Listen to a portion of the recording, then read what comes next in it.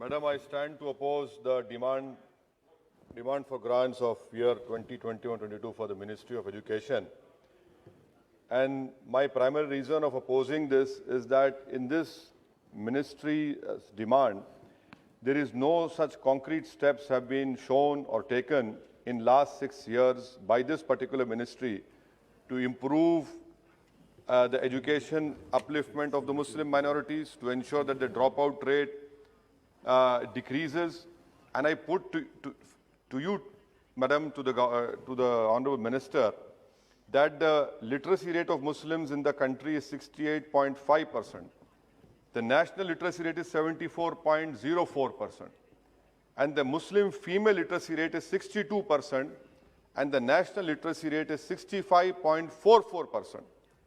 Now, Madam, if the Honorable Minister's Ministry survey of 2018-19 says, 16-17 says that the Muslim enrollment as percentage in the education, in the primary and higher education is only 13.14%.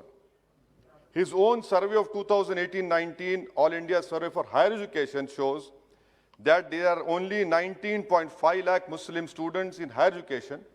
Out of that, 9.93 lakh are boys, 9.65 lakhs are girls. That is only 5.23% of the total enrollment in higher education. The Prime Minister talked about, I will give Muslims in one hand Quran, one hand computer. His own ministry's survey, Madam, of 2018-19, the percentage of computers in Muslim household is only 16%, second lowest. Internet in household, Muslims only 32%, again second lowest. Now when it comes to computer operations, again second lowest, 38%, his own ministry survey. Thirdly, Madam, may I also point out through you to the government that his own, the Kundu Committee report has been given to the government. The Kundu Committee report from page 74 to page 97 lays down all the ills which the Muslims are facing. And the reason for the highest dropout rate, they say, is they have listed out 8 factors. Biggest is financial constraint. I had demanded removal of Hajj subsidy.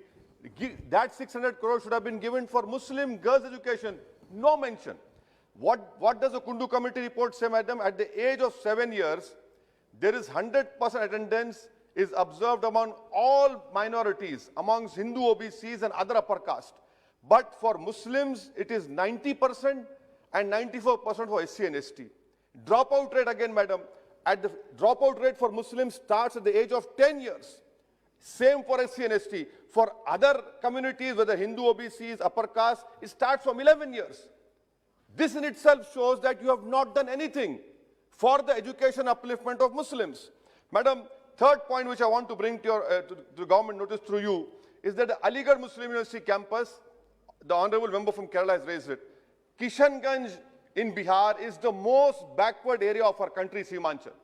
Madam, do you know that in this B.Ed degree course, there is no affiliation given by National Council for Teacher Education?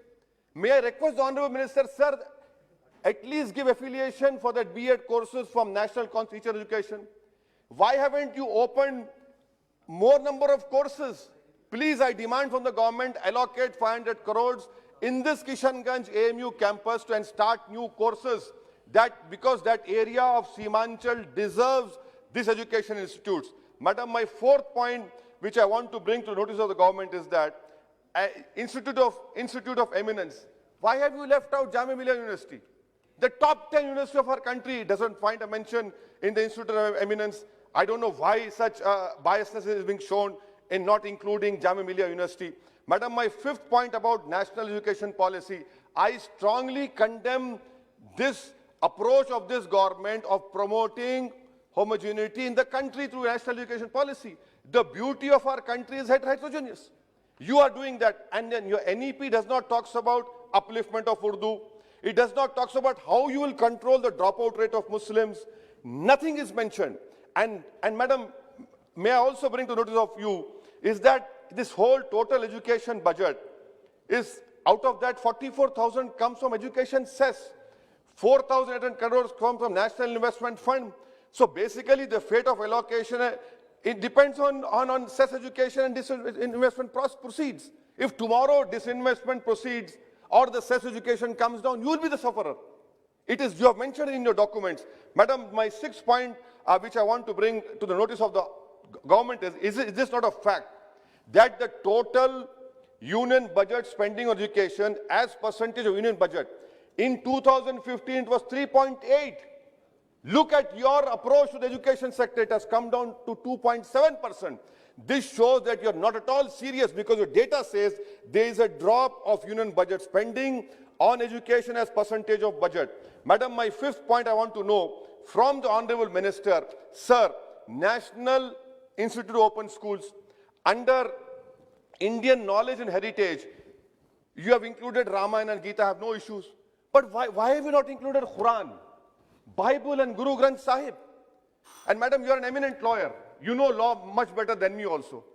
Article 28, madam, by including teaching of Ramayana and Gita in National Institute of Open School, is it a violation of Article 28?